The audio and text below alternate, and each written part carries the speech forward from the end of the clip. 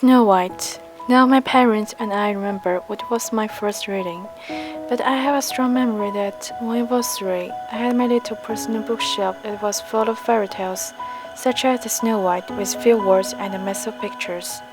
The Snow White's beautiful pictures and fascinating story made me have a great interest in books, especially fairy tales. This book is the reason why I fell in love with imaginary story.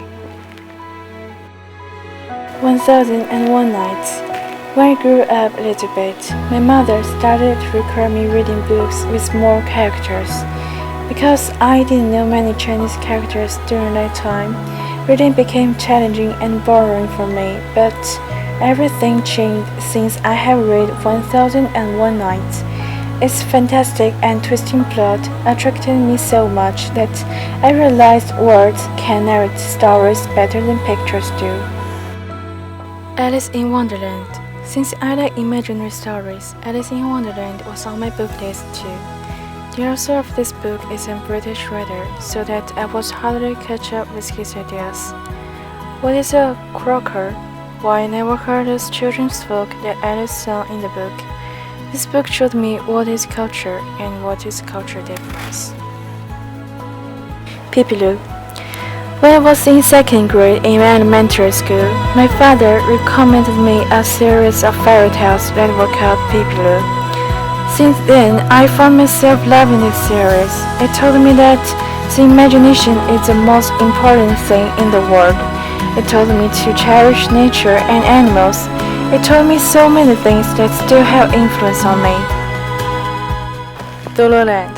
After reading the whole series of Pippi so many times, I kind of wanted to get rid of it, so that I chose comics.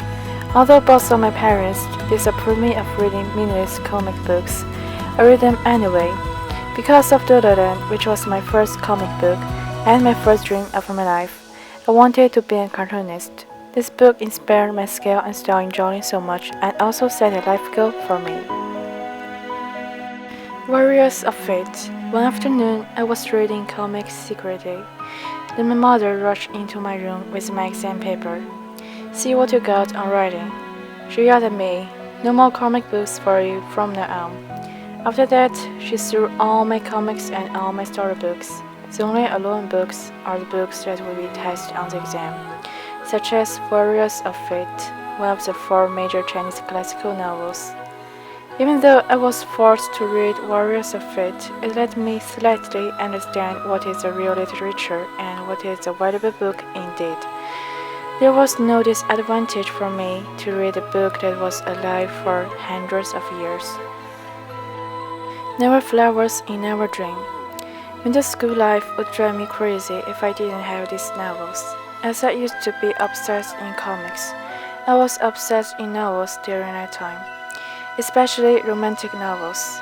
Frankly, these novels have no value at all. For instance, Never Flowers in Our Dream told you nothing but don't have a relationship or you will heartbreak and suffer. This book was a negative example that told me don't waste any time on romantic novels. Life of Pi. After I have studied in America for a year, I had more time, which means I can read more books. Life of Pi became my favorite book so far. Comparing to the movie, I like the book more.